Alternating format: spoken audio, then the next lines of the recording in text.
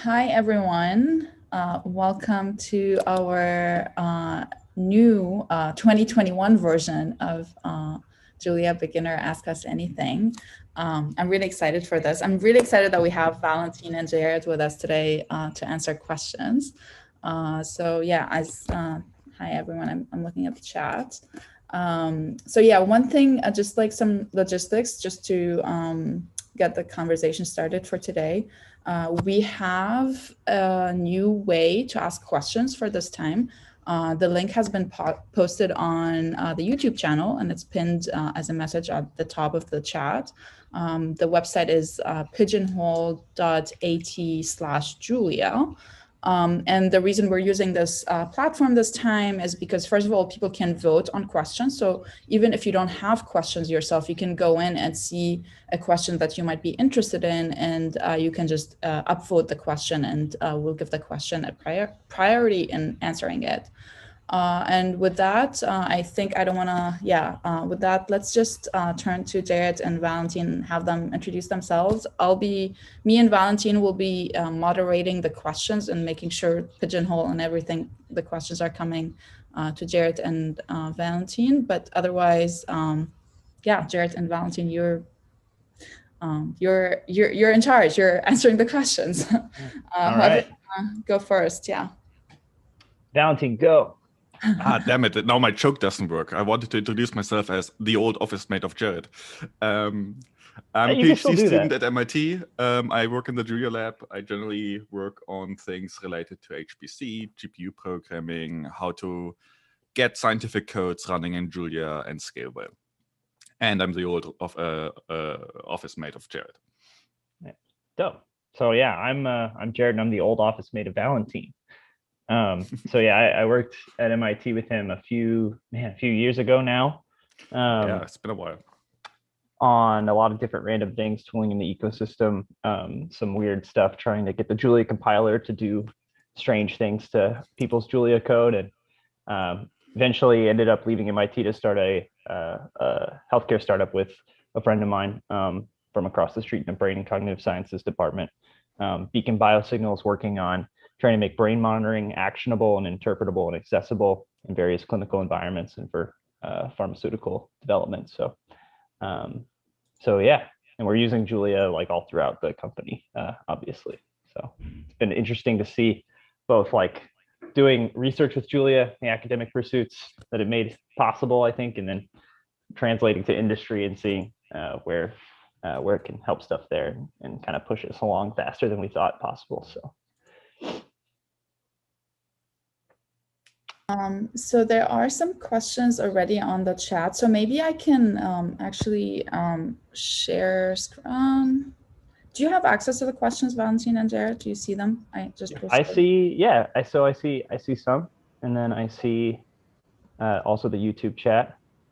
Awesome. Shout out to Nightly Men, who is in love with the language Julia. I think there's a very cool question to start with, actually, since we also have Jarrett here. The first one is, what do you think of the future of Julia? Which industry will use this language? How about the market? Oh man, is Julia computing in the chat? Are they trying to get tips?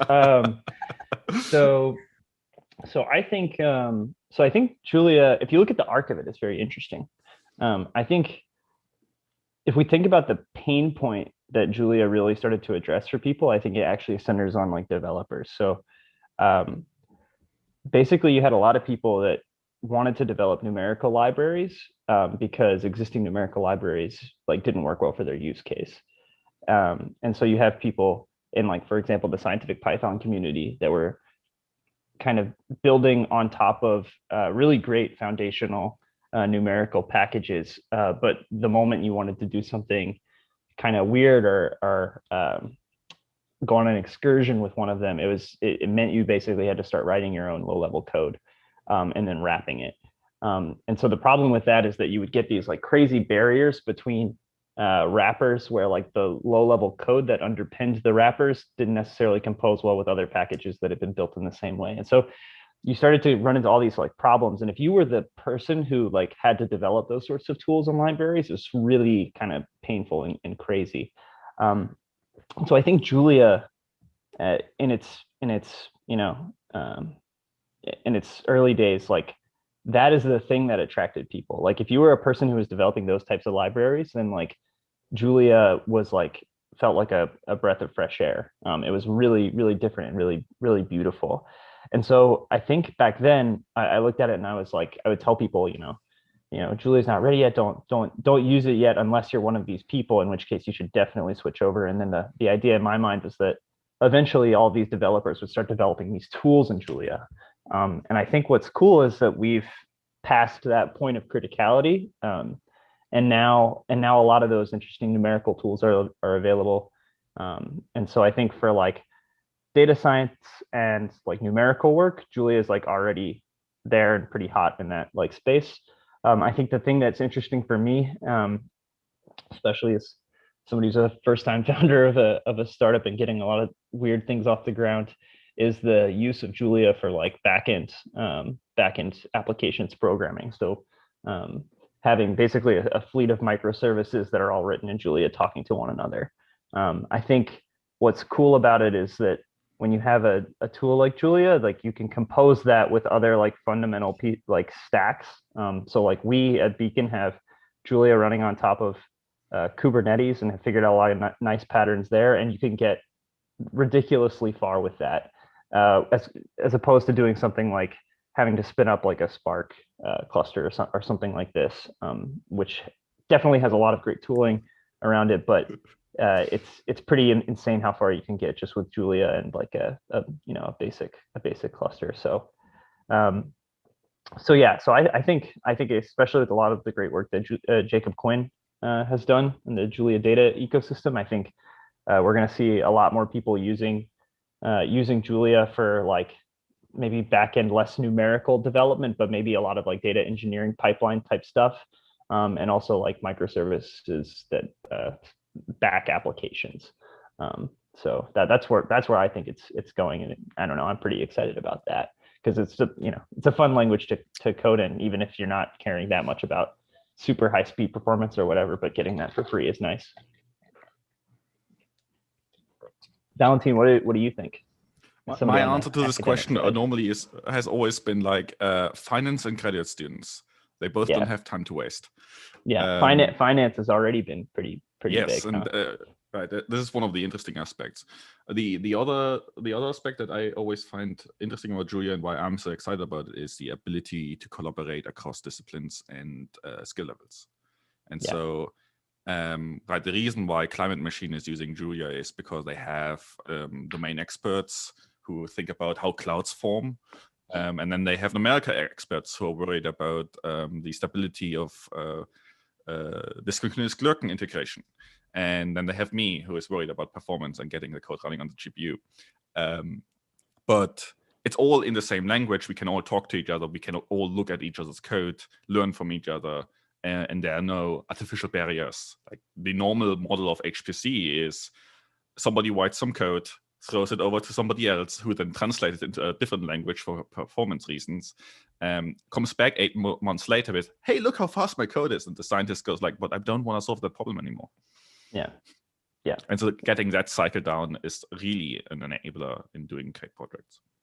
Yeah, I guess I'd be remiss not to claim that Julia is going to change things in healthcare analytics space, right? That's the space I'm working in, and it's certainly changing things, I think, for neurocritical care and for neuroscience. But I think Julia Computing and Pumas AI are working on some pretty insane pharmacological modeling toolkits, and I think the work that Chris Rackauckas in the lab have been doing there is pretty wide-reaching, I think. And at this point, it feels pretty comfortable for us to say that we have like the best ecosystem for doing like simulations and modeling with like differential equations and global optimization, that sort of thing, I think, out of any open source ecosystem. So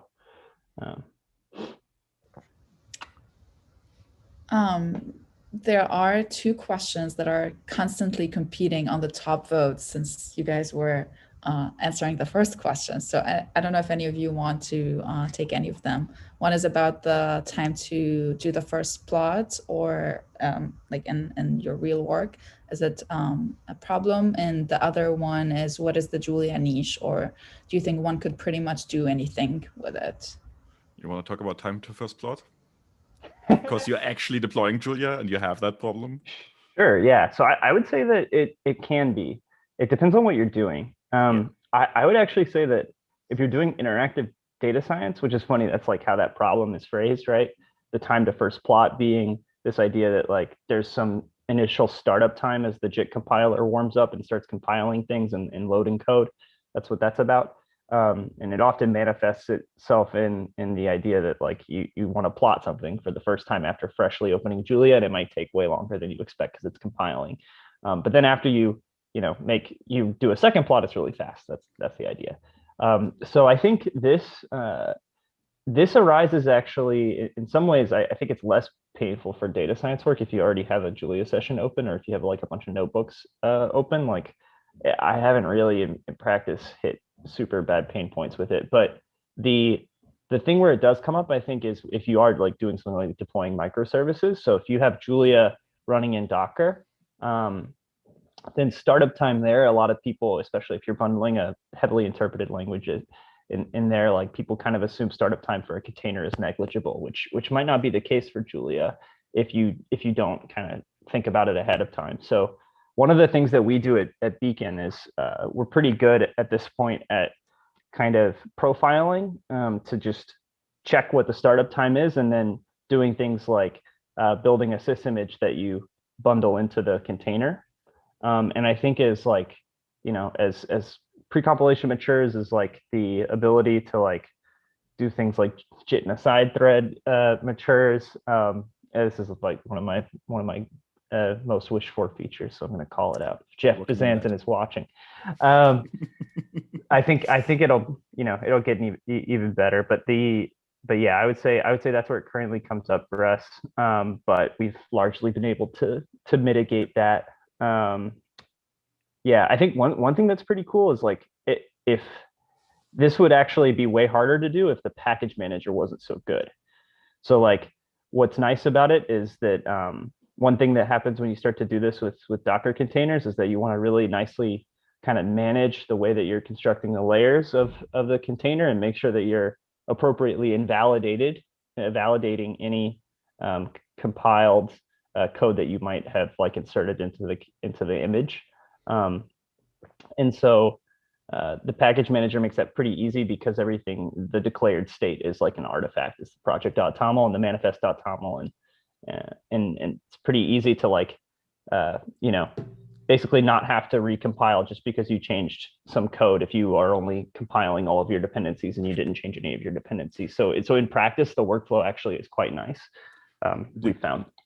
Are you actually hashing the manifest into your Docker containers so that you can, when you change the manifest, you automatically change the Docker pipelines? That's it, 100%. So nice. So it depends on the package and the build and the deployment. What's nice is that you can kind of tune these things the way that best makes sense. But what we tend to do, my default is to do something like take all of my dependencies that are listed in my manifest and my project.toml, compile a system image for that, but not for my actual package. Yep.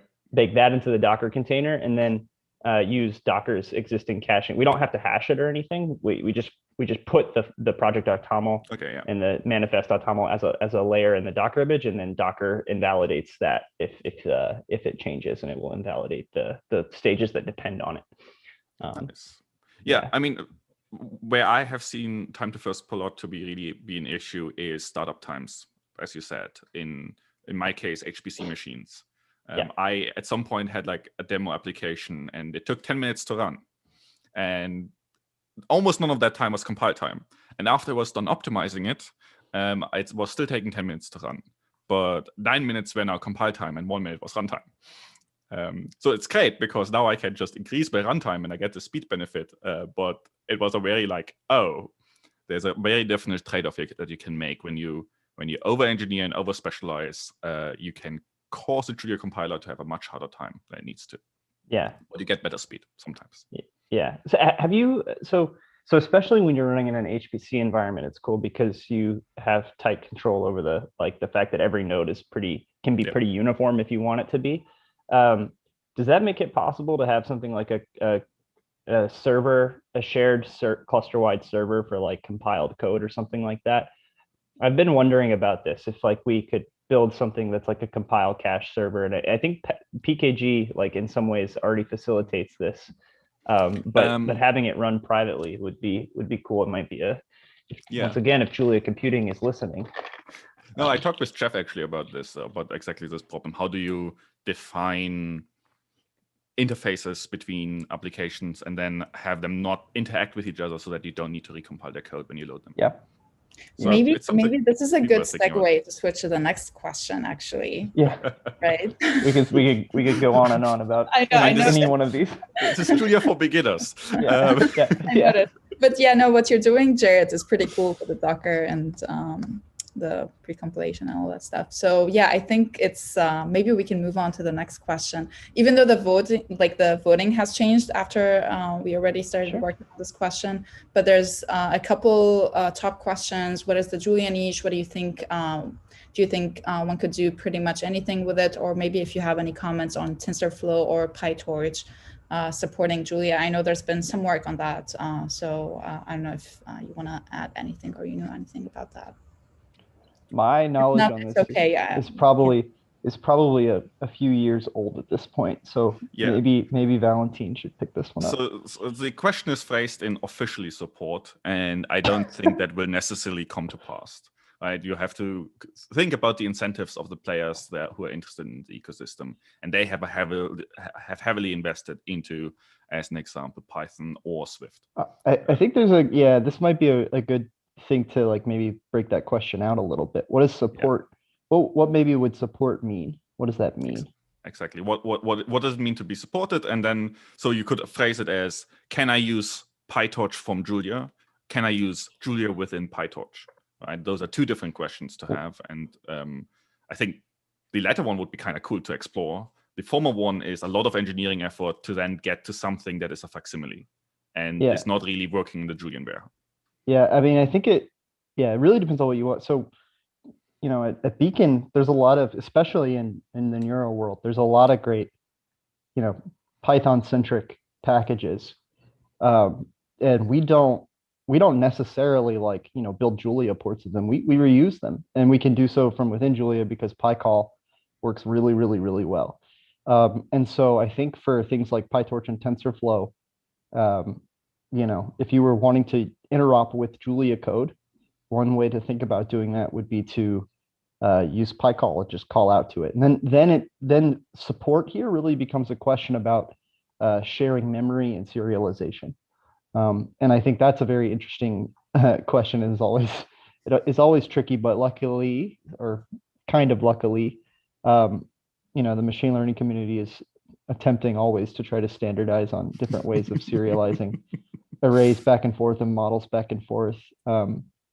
So yeah, I would take that tack. I mean, one thing that we do at Beacon is we have like a framework that provides a training harness for like a certain class of model, and like that framework you could plug in a PyTorch into it if you wanted.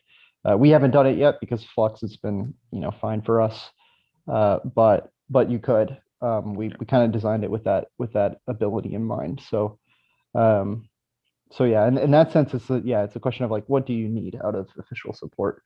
But one of my starting points in the Julia community way back when was trying to get Julia to run within MXNet so that I could get white code that was actually readable and not just C++. Yeah. Nice.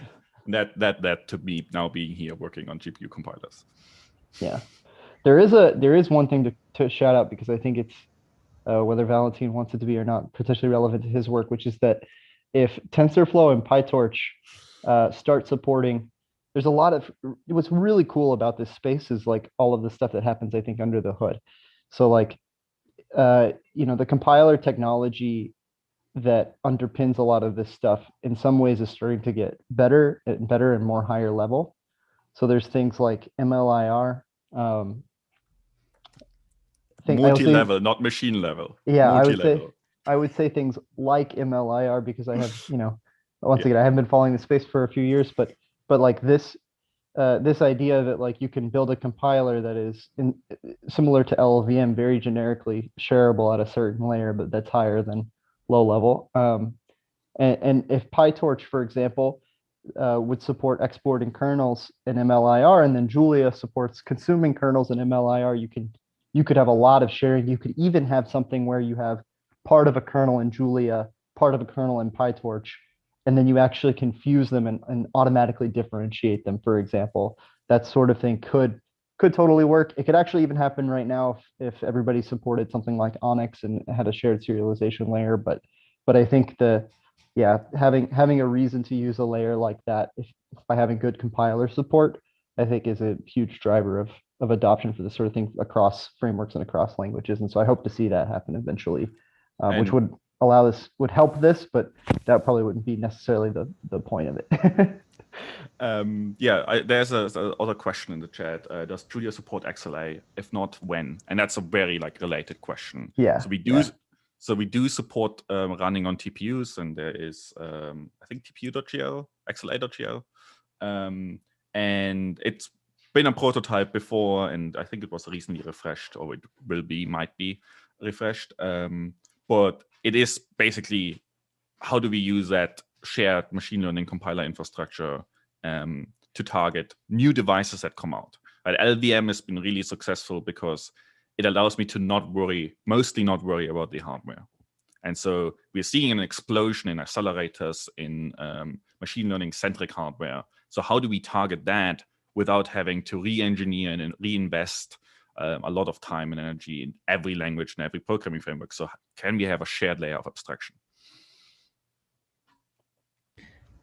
Maybe now is a good time to maybe switch gears a little bit and capture a few questions that can be answered maybe in the same answer. There are a bunch of questions on more beginner level type questions, like material to learn, material to read to learn Julia, or for instance, there's this question, how much Julia documentation, 600 pages in the core, or 1200 or more as a whole should a beginner read?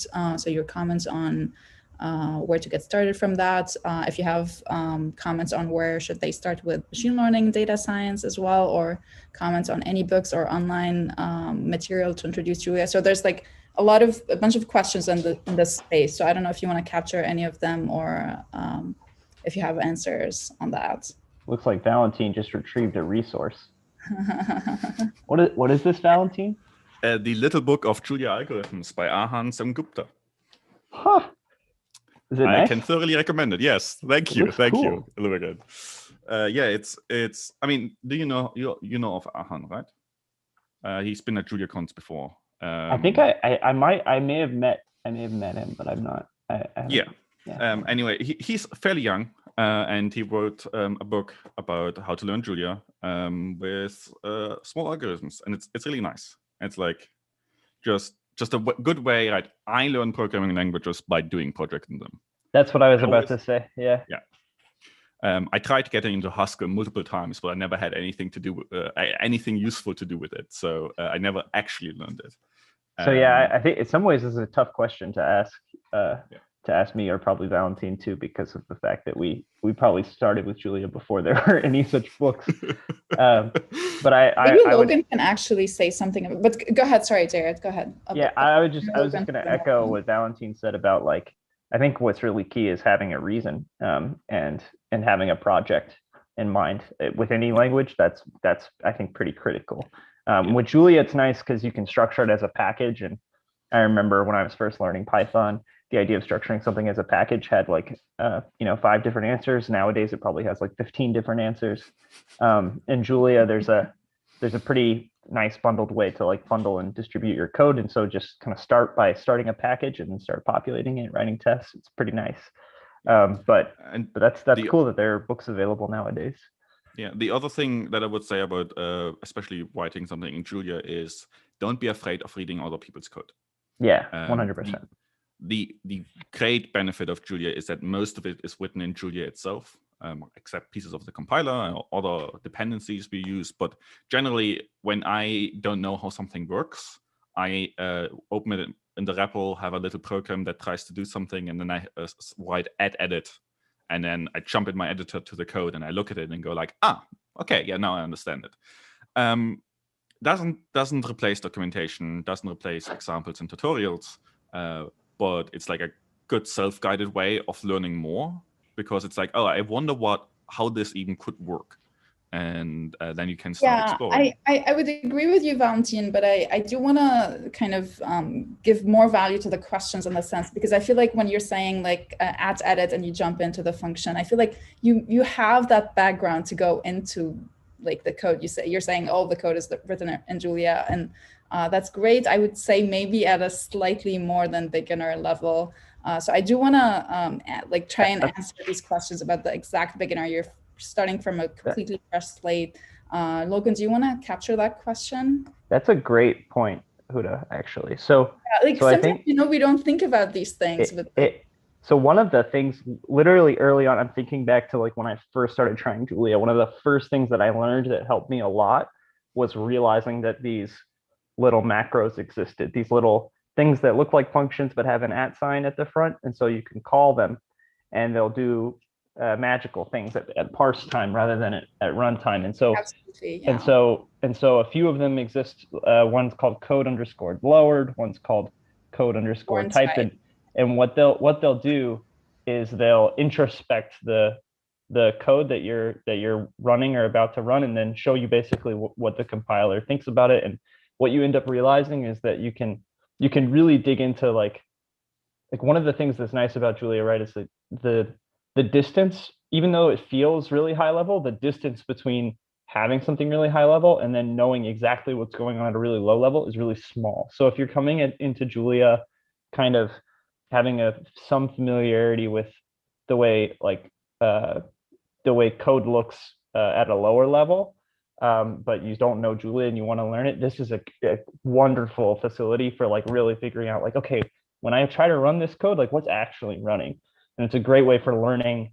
I think like one of the trickier things is learning the nuance of like, how Julia code works and what the just thinking about like performance and these sort of things if you're writing numerical code and getting an intuition, and then like using those reflection macros at code lowered, at code typed, at edit to go and jump to a piece of code. That's really helpful with like digging, like starting at some entry point and then just diving in to see what's happening under the hood.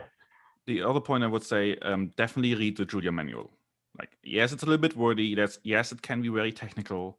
You don't need to read all of the documentation of base, but like the manual is meant to be the place where you can start and get answers to the question of how does multiple dispatch work? What are functions? How do models work? So yeah, maybe we need to restructure that at some point to actually make it less technical and more a guided tour. A few years ago, I mentioned to my friend, I was like, yeah, you should definitely start to learn Julia, like read the documentation. And he was just like, why is the first example in the documentation taking an SVD? And I was like, oh, just ignore that. That's our hello world. Like, yeah, there's this other question is what is Julia's niche? And it very much shows in that example. Yeah, right. Yeah, just kind of for the sake of time, I just want to jump in and say just a couple of things here. First of all, yeah, I agree with everything that Jarrett and Valentin are saying. I think it varies from person to person. So like if your background is, I don't know, you have some level of Julia knowledge, I think these macros would be extremely helpful. These are, like if you talk to any Julia programmer, they probably use these macros on a very regular basis. Or if you want to go into the code lowered, like if you have that background also, like that can be very helpful. The documentation, I think everyone who started learning Julia from like the early days, I mean, for me personally, the documentation was very helpful early in the day, back in the day. One thing I would add is the Julia community is pretty well known for answering questions very quickly. So if you have questions, usually a good place to post them is Discourse. So just like, don't be intimidated. Just go ahead and ask your questions, and people will pitch in and like have answers for you. In most cases, every time I've seen a question on this course, it's almost always solved in a very nice way.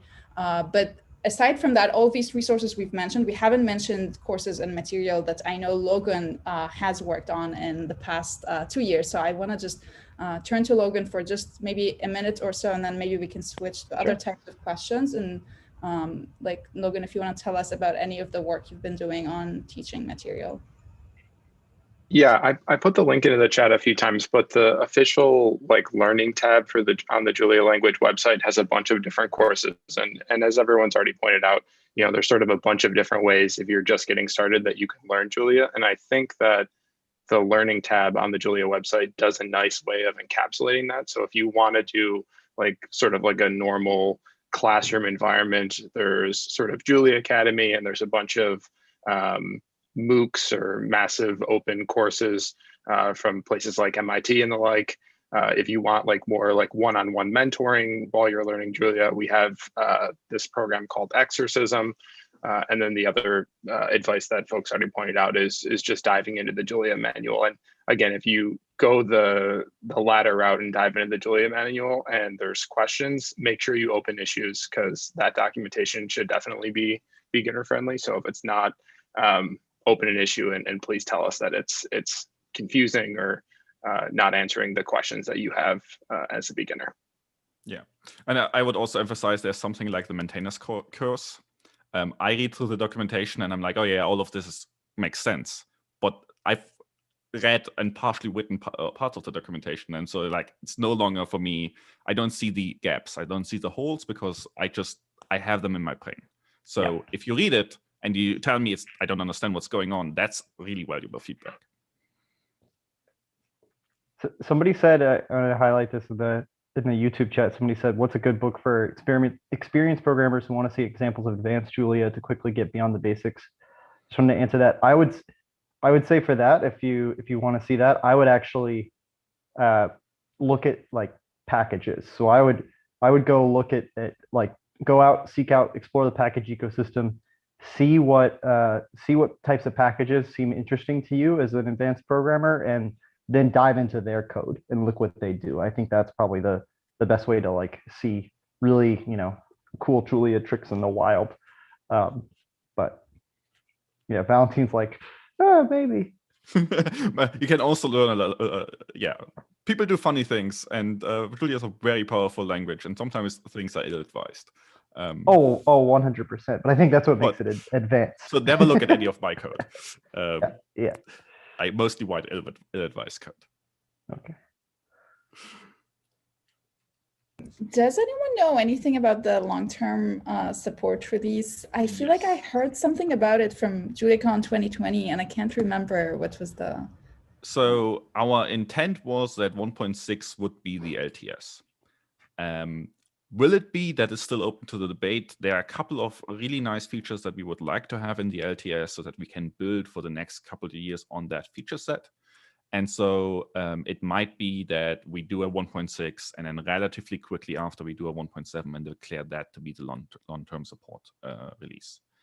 The LTS will be declared after the next version gets out. So while 1.6 is out and actively developed, the LTS will still be 1.0, which is a long time ago now, and there are lots of interesting features that are missing from that.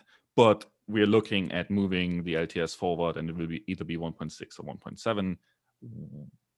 It's not yet sure which it will be, but there are lots of interesting features coming up in the next release anyway.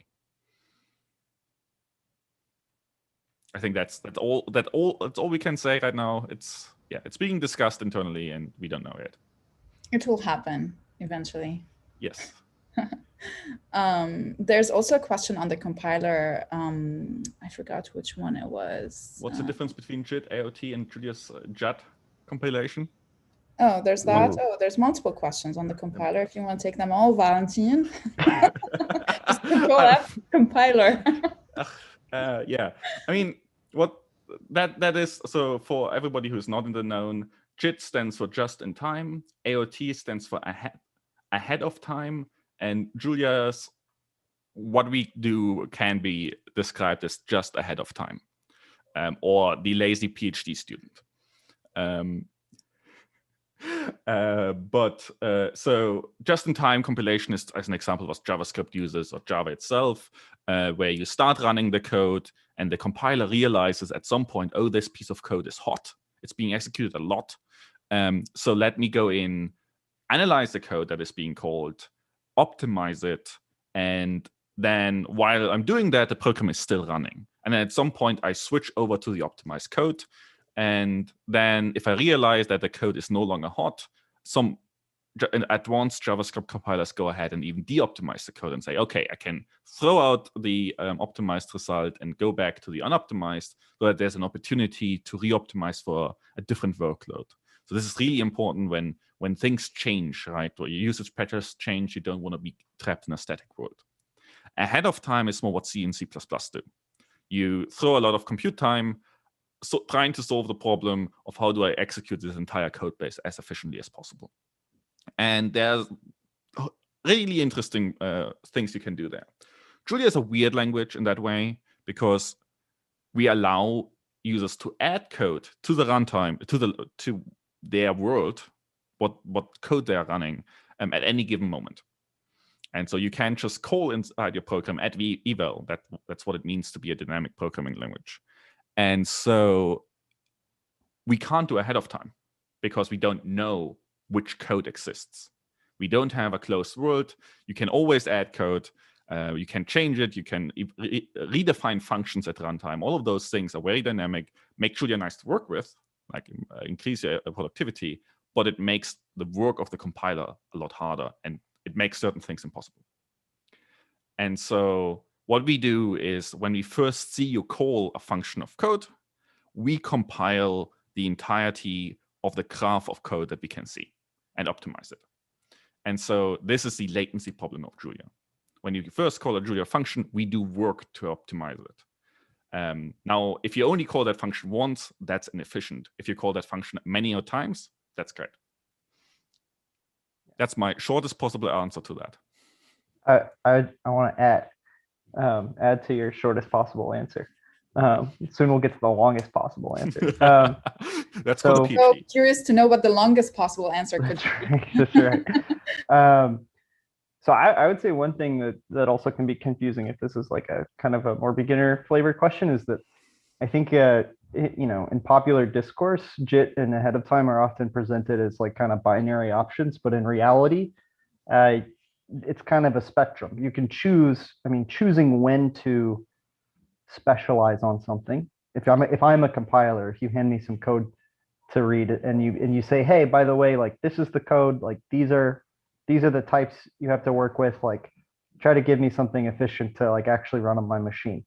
I can do a lot of work at that point in time to try to really take those types and try to abstractly interpret your code and try to kind of go as deeply as possible to give you something efficient, or I can give you something back that's way slower and way generic, and then optimize some other stuff later when I have more runtime type information. And so it's a spectrum of choosing kind of when you decide to put in the effort.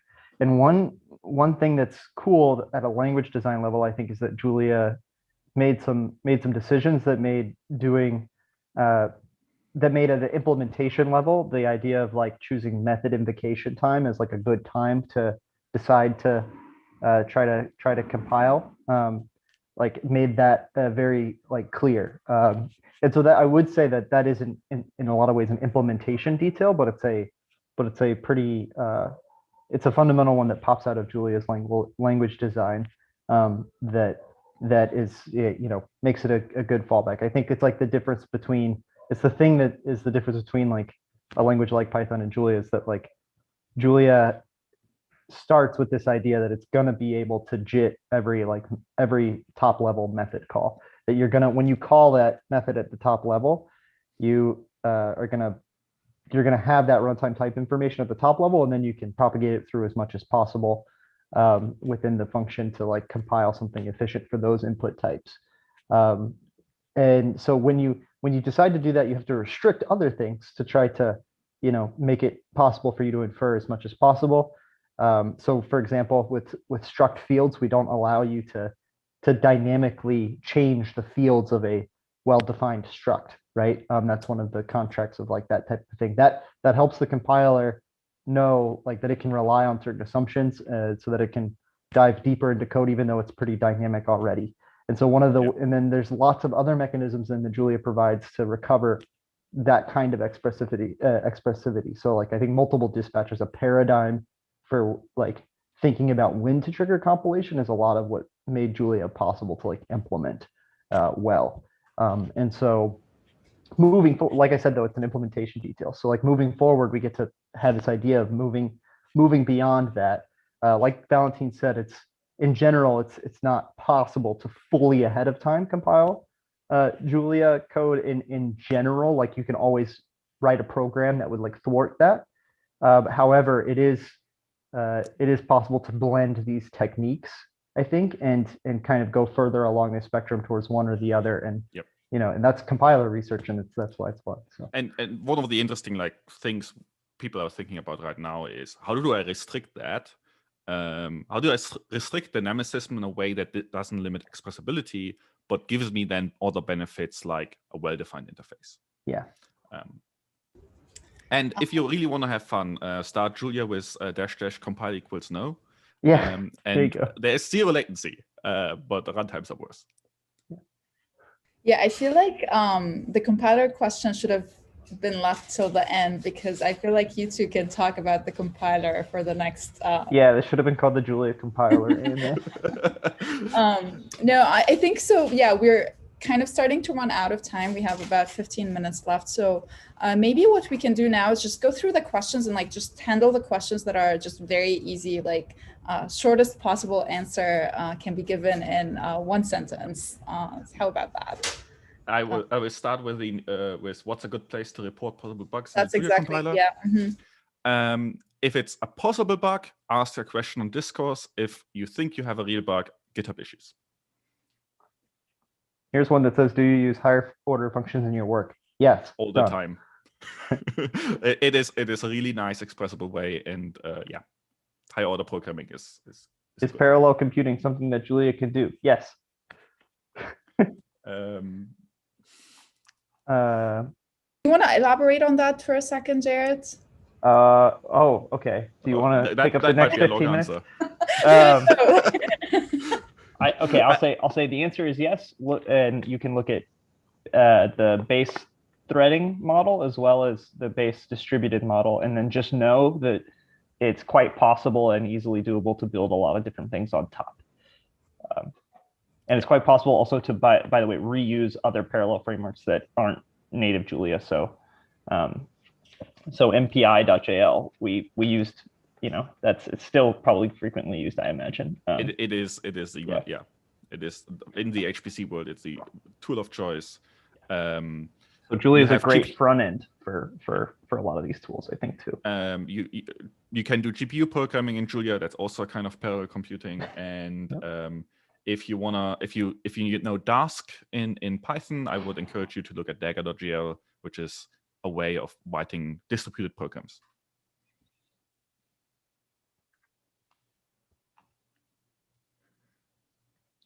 Any other ones that are jumping out to you, Huda? Which Julia web framework? I'm trying to like get the answered one checked so that we don't see them anymore. But yeah, I'm looking.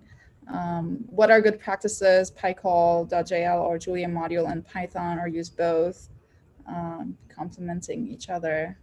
I don't know. I actually have a good. If I can find that question, I have a good short answer for that, I think. So can you read the question? Should you PyCall and Julia in Python, right? Do you use Julia from Python or Python from Julia? I tend to use Python from Julia. I tend to call it the Python from Julia. And I would say one practice there. Oh, I see it now. I would say one practice there that you can use to make one thing that comes up when doing that is oftentimes like, okay, Julia has a really nice way of bundling its dependencies, but then Python has many, many ways of bundling dependencies. So one thing you can do is just pick a way of doing that. So use a pyproject.toml or something like that. And that way you can bundle your Python dependencies with your Julia package. So you can have a Julia package, but then also have a PyProject.toml in it. And then if you're using something like Docker, then you can have your build process for your image, like reference the Python side package stuff while providing the dependency for your Julia package. Works then really well for us. So there is a question from Gustavo: how do you distribute a Julia program as a standalone application? Look at packagecompiler.gl.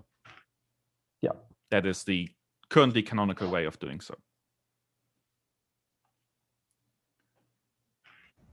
There's a question on Pluto versus Jupyter.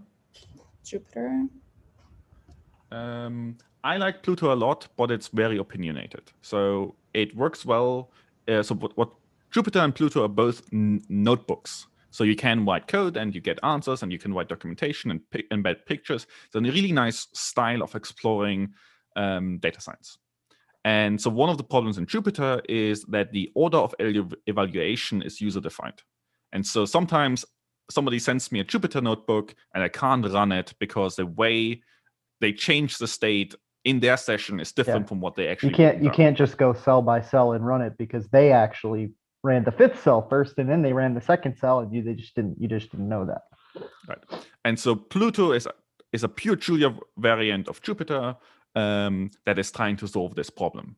And it does it by automatically tracking dependencies between cells and building up basically a graph of execution. And so that's really nice. It solves a big pain point, but it's Julia focused and Julia centric. And so Jupyter is a much bigger, you can do Python, you can do R, you can have Jupyter Lab and really have a programming environment almost. So Jupyter is a much older project, much more investment into it. Pluto is young and scrappy. It's really fun. I like it a lot, but yeah. And you can also do a lot of interactivity in both.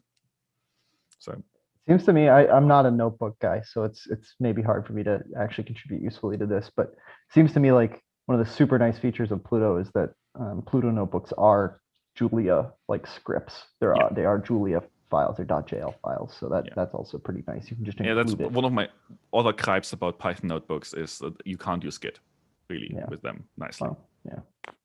I mean, you can, but not if you want to have your images in there as well. Do you see other questions that maybe can be answered in just a quick, short answer? Does anyone have a good workflow for writing articles with figures and tables generated directly in Julia? Weave.gl or Franklin, I think, as well, and Literate. There are different ideas, different packages. There are a couple of nice ones. There's a couple different literate programming type of packages. So. Literate.gl. Somebody says, how mature is the GUI interface creation process? Which I think that's a good question. I think it's also like really dependent on what you mean and what you're doing. So I think it's really easy to create interactive things in notebooks and then potentially share them. It's really easy to create interactive things with something like Maki.jl and share that, but I'm not. Maki is great and has matured a lot in the recent year. But I haven't. But I don't know if you have any experience with like desktop application GUI stuff. Yeah. I don't know.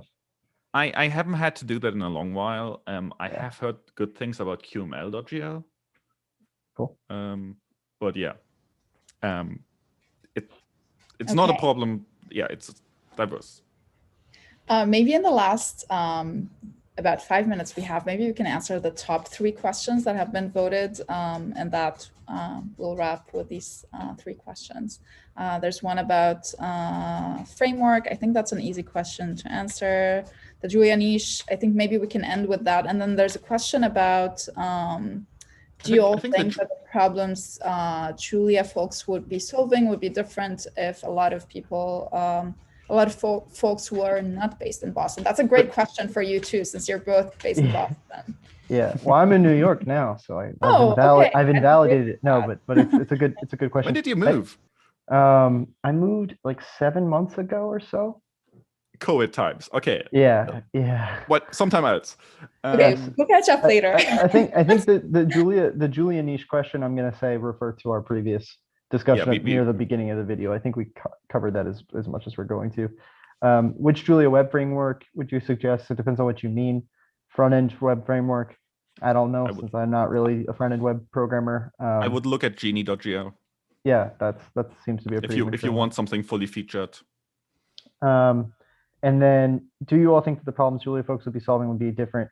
A lot of folks are not based in Boston with the healthcare focus. I think actually healthcare is now it's, I guess, newer. So Julia's been around for, I don't know how many years now at this point in reality. And I think the early things were definitely like power systems, simulate, very academic, big numerical jobs. And then the finance industry picked it up, and then healthcare picked it up. I think really what's happening is just that it's expanding into different niches. I think being at MIT is a huge proponent of like what ends up the kind of applications that people find, and the opportunity to work on some really amazing big projects do come from the fact that it's based near MIT and around there.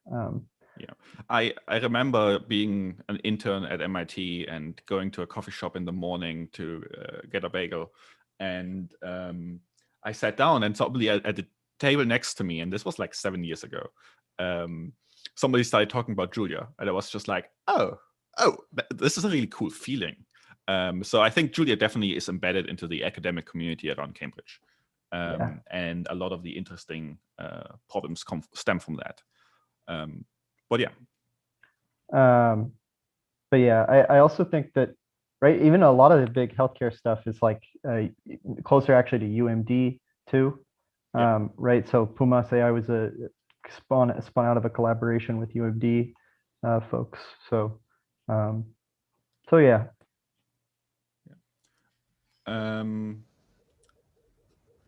There's that will be a little bit. Any plans on self-hosting the compiler? No. There's a joke in the programming language community that languages that are written to host themselves are only really good at writing a compiler. And it's not the problem we want to solve. Well, it depends on who you are. Well, yes, I know, but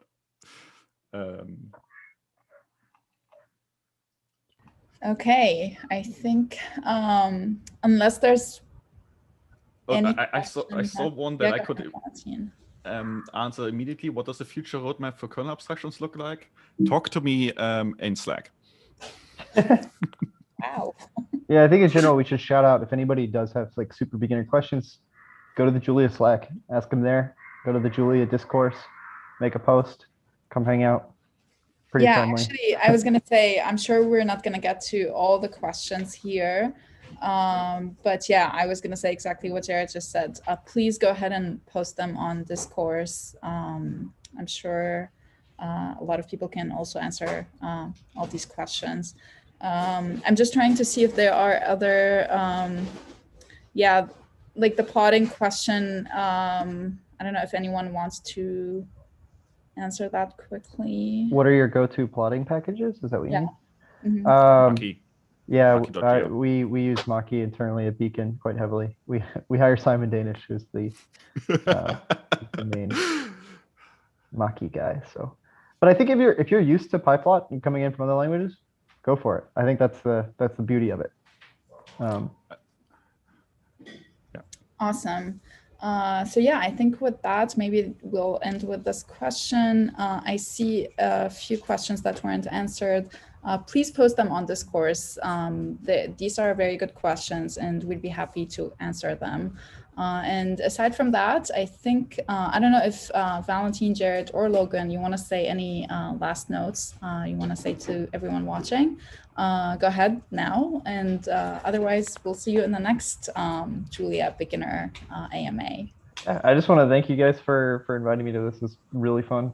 It's always good to hang out with Valentin again. Yeah, it's been lots of fun. Announcement, JuliaCon 2021 is happening. It's going to be virtual. We're going to have lots of great content. If you are already writing a little bit of Julia code, the call for proposals is open, and you should consider submitting. And there's especially a category for highlighting new and interesting workflows. for, yeah. That's my sales pitch on JuliaCon. It's great. I love it.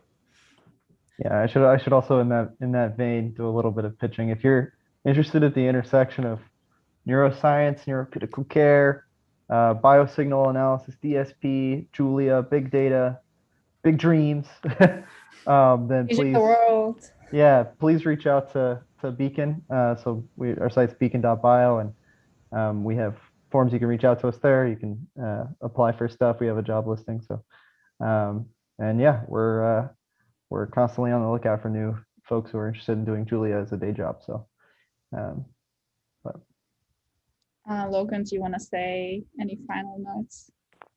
Nope, I'm good. But again, I think please ask your questions somewhere if we didn't get a chance to answer them today.